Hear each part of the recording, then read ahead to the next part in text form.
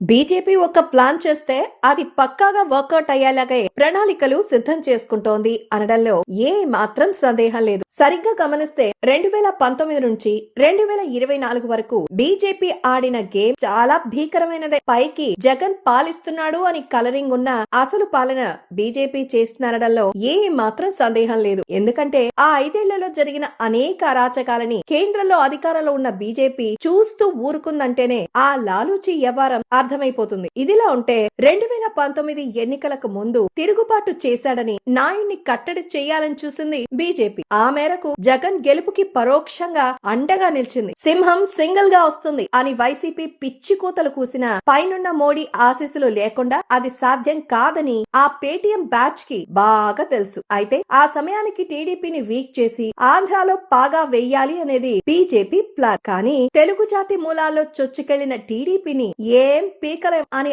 అర్థం చేసుకున్న బీజేపీ మెల్లగా ఆ పార్టీతో పొత్తు పెట్టుకుని కేంద్రంలో అధికారాన్ని సుస్థిరం చేసుకుంది. అయితే ఏ రాష్ట్రంలో ఎన్నికలు జరిగినా అడిగినప్పుడల్లా ఎన్నికల ఫండ్ ఇస్తున్నాడు కనుక జగన్ ఇప్పటి వరకు అరెస్ట్ చేయకుండా బీజేపీ ఊరుకుంది. కానీ జగన్ ఏ మాత్రం తోకజాడించినా కత్తిరించి చెంచల్గూడ జైల్లో పారేస్తోంది. అయితే అధికార అహంకారంతో ఎగిరిపడ్డ వైసీపీ సినిమా అయిపోయిందని గమనించిన బీజేపీ మెల్లగా ఆ పార్టీని క్లోజ్ చేసేలా రంగం సిద్ధం చేసుకుంది. పైకి మేకపోతు గాంభీర్యం చూపిస్తున్న ప్రస్తుతం ఏపీలో వైసీపీ పరిస్థితి దినదిన గండంగా మారింది. తమిళనాడులో ఒకప్పుడు అప్రతిహతంగా చక్రం తిప్పిన జయలలిత పార్టీ మొదలుకుని తెలంగాణలో అధికార అహంకారం చూపించిన బీఆర్ఎస్ పార్టీ, ఆర్జేడీ, బీజేడీ వరకు అనేక పార్టీలకు బీజేపీ అమలు చేసిన సిద్ధాంతమే ఇక్కడ వైసీపీకి సెట్ చేసింది. బహుశా అందుకే లాబియింగ్ కింగ్ వీసారెడ్డి తాతని మెల్లగా పక్కన తప్పించింది. అనుకున్నవన్నీ జరిగితే ఆంధ్రాలో వైసీపీకి